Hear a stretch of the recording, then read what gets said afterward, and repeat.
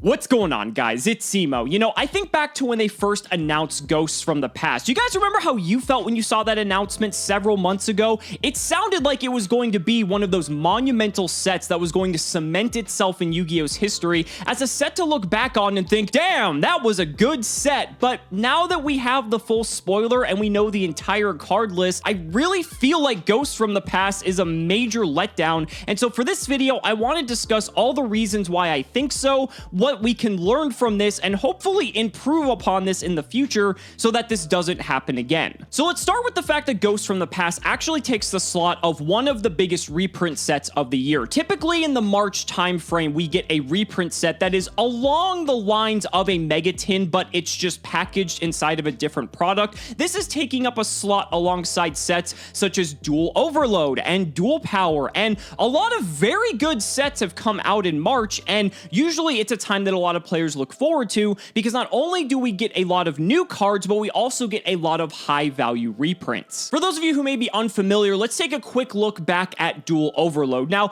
Dual Overload might be a very high bar to set because not only did we get some of the most powerful broken link monsters ever released in Yu-Gi-Oh's history, such as Verte Anaconda, such as Union Carrier, Crystron Halki Fibrax, adding a ton of value to the set and overall power level to the game, really making players anxious and excited to want to pick up the product. But in addition to that, we also received reprints of some of the most high value cards that were being played at the competitive level at that time. Stuff like Dingirsu for Orcus was about $40 a copy before getting announced as a reprint in Dual Overload. Fantastical Dragon Phantasme was like an $80 to $90 card prior to its printing in Dual Overload. We also had cards such as Infinite Impermanence. Infinite Impermanence was in here as well, and that I believe was like the third reprint for the card, but the card was still like $50 to $60 because it was a super high in-demand staple that a lot of people felt that they needed in their main decks. You even had like some lower high-end reprints, and I know that's a bit of an oxymoron, but I'm talking about cards such as Cynet Mining, right? Cynet Mining, I believe, hadn't had a reprint up until that point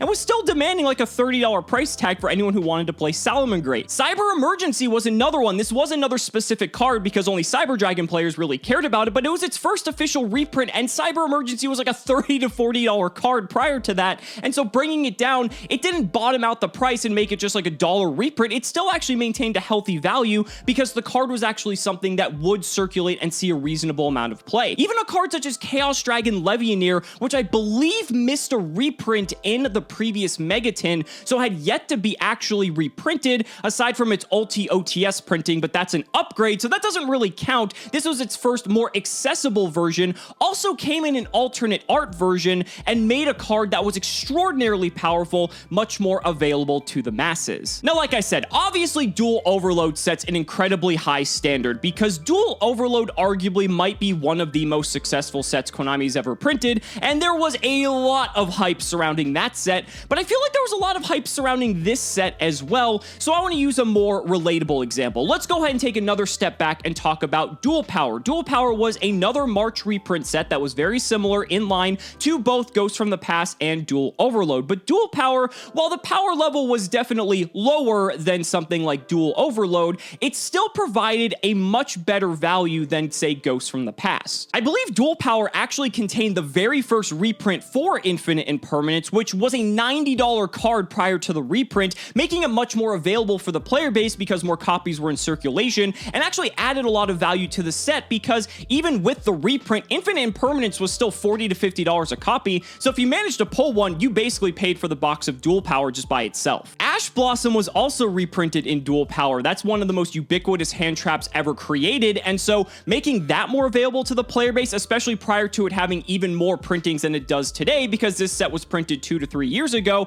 that was just an extraordinary pull to get at the time. Some other lesser played hand traps at the time, such as Ghost Bell and Haunted Mansion, Winged Dragon of Ra Sphere Mode, actually, these were in the set as well, bringing the price tag of those cards down significantly, but they're still universally playable cards in a lot of different strategies. Hieratic Seal of Heavenly Spheres was first printed in that set, and that's that's kind of what set the mark, because now we're actually getting it reprinted in Ghosts from the Past, funny enough. But again, it was a new card that added value to the set for a lot of players who focused on dragons. And funny enough, Evenly Matched had a reprint in Dual Power as well, and we're going to be talking about that a little bit later. But Evenly Matched was another card that was extraordinarily expensive, a card that a lot of people wanted to have access to, and so Dual Power provided a lot of value by reprinting Evenly Matched, in addition to everything else that we've already discussed. So as you can see, there's typically a trend when it comes to the March sets, right? We seem to get a lot of high-end competitive staple cards that are being reprinted at a lower level and making them more accessible to the general player base because they were price gated, because they've only had like 1 or 2 reprints up until that point. And that's what people are most looking forward to. When it comes to the Megatins by comparison, the Megatins are only going to contain the last 4 core sets typically, and they might also squish in a side set just to pad the set down even further to make it more difficult to get the cards that you want. So while there are chase cards in there, they aren't really hand selected like they are for these March products, which makes the March products much more appealing by comparison at times. This is what brings us now to Ghosts from the Past. If you look at the entire set list for every single card released in Ghosts from the Past, the most desirable reprint in here is probably Evenly Matched once again. And to be fair, Evenly Matched prior to the announcement of the reprint was still sitting at about $30 a copy, even though it has had several reprints up until this point. So that's great that a lot of players can now have an even cheaper way to access the card. But when you look beyond that, what other good, valuable reprints do we really have access to? Orchestrated Return, Dragoonity Phalanx, Cosmo Dark Lady, Cosmojo, Danger Thunderbird, Buster Dragon? Like, are these the cards we have to look forward to? Now, we did mention Hieratic Seal of Heavenly Spheres, and to be fair, this is actually a decent reprint. This card was actually getting quite expensive because Dragon Link is the strongest deck of the current competitive format and hasn't had a reprint ever since Dual Power, so I would say that is probably one of the better reprints. But when you're looking at other cards, and there's stuff such as Madolche Pudding Cess and all of these other random cards that are in here that are going to be reprinted and might be extraordinarily expensive for one reason or another, primarily because they've never had a reprint up until this point, the issue becomes there isn't much of a demand for these cards, and there's about to be a huge injection of supply of these cards into the market, which is going to bottom out the prices, and upon release, these cards aren't going to retain their value like something such as Evenly Matched would, and so a $40 card in Buster Dragon is now going to become $4 and probably even less once it's released. On one hand, if you're looking to build any of the decks that require any of these specific cards and they've been out of your price range because they just really haven't had a reprint ever, then that's a good thing because you'll be able to get them for pennies on the dollar, which is the price they should have been in the first place, but it's just because they haven't had a reasonable reprint cycle. However, on the other hand, it doesn't create any long-term value for the product, because when the best card in the set is Evenly Matched and the close second is Hieratic Seal of Celestial Spheres, it's going to be very difficult to justify getting any sort of value for your money because most of the cards are going to be pennies upon release. But there's more to it than just the reprints, right? Obviously, that's what people most look forward to, but there is a handful of new cards releasing Ghosts from the Past as well. There's the Holy Knights, or I'm sorry, the Starry Knights, as they've been renamed because we can't have religious affiliation in 2021, I guess. We also have the Sun Avalon archetype, another archetype that's less than desirable by a majority of the community. And then we have this selection of just random cards from the OCG that we never got here in the TCG because they came from different sets, such as random Hieratic support, which then encouraged them to put in a ton of Hieratic specific cards that really didn't need any sort of rarity bump or reprint, but I guess for the sake of cohesiveness, they decided to go that route. Another thing that really annoys me about Ghosts from the Past is that Konami decided to take the Dragoonity structure deck that they gave to the OCG, dismantle it, and put the pieces inside of a randomized product, making it much more difficult for people to get the cards that they're looking for. So instead of buying 3 structure decks, you now have to buy a ton of Ghosts from the Past if you actually want to get the cards that you're looking for. I don't know why Konami's been doing this lately. They've now done it with the Dragoonity structure deck. They did it with the Pendulum structure deck in Pendulum Evolution. That was an entire set dedicated to that one structure deck. They also did it with Infernoble Knight in Toon Chaos just last year, and it's a little bit insulting that the OCG doesn't have to go through the same hoops that us TCG players do,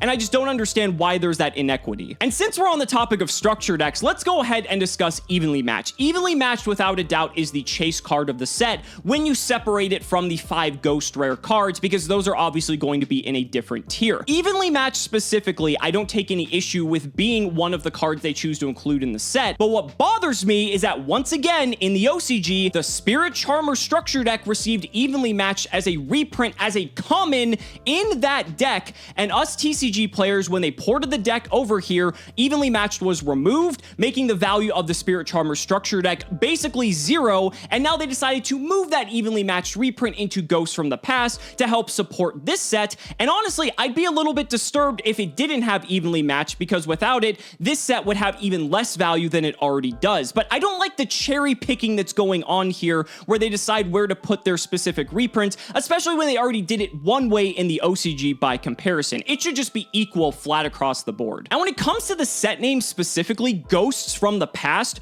what exactly is that alluding to? Because I think what initially got people so hyped and excited is that it was going to potentially pay homage throughout all of Yu-Gi-Oh's history and maybe incorporate some old ban cards, or maybe some cards that you might remember that just terrorized and devastated particular formats. Cards that were going to be very playable, whether they're old or they're new, and reprinting those and bundling them all in one single product, similar to something like Dual Power, similar to something like Dual Overload. And now that we've seen the full spoiler, it just seems like it's a massive letdown. Obviously, the ghosts part of the text is alluding to the ghost rares that are included, and to be fair, the ghost rares are fine. It's Dark Magician, it's Blue Eyes Alternative Dragon, it's the Black Luster Soldier Link monster. I think that was a bit of a random one. Firewall Dragon, Crystal Wing Synchro Dragon. I think they're decent. I think they could have done a little bit better though. Imagine if there was like a ghost rare Jinzo or a ghost rare Exodia set. Ghost rare Exodia set, I think that was a huge missed opportunity, because imagine not trying to collect just one ghost rare,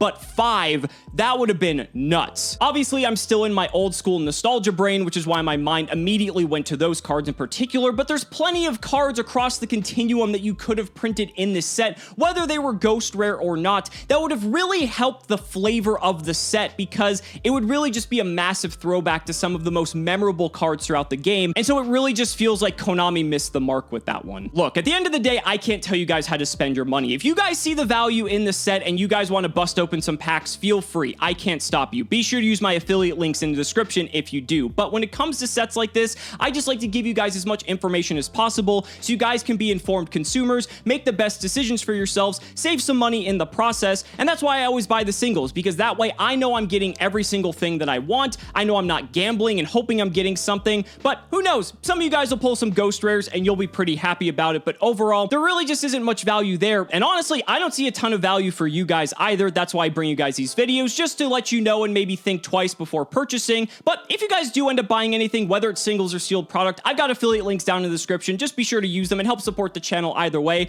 And I truly do appreciate it. That's going to wrap it up for the video. Let me know down in the comments what you guys think about Ghosts from the Past. I'd really love to hear your thoughts on this one. Thank you guys so much for watching. Be sure to like the video as always. Subscribe to the channel for more amazing Yu-Gi-Oh content. And if you found this video helpful, consider supporting me on Patreon for exclusive early one-day access to both the Yu-Gi-Oh Progression series and the history of Yu-Gi-Oh. Thank you all so much again, and we will see you next time.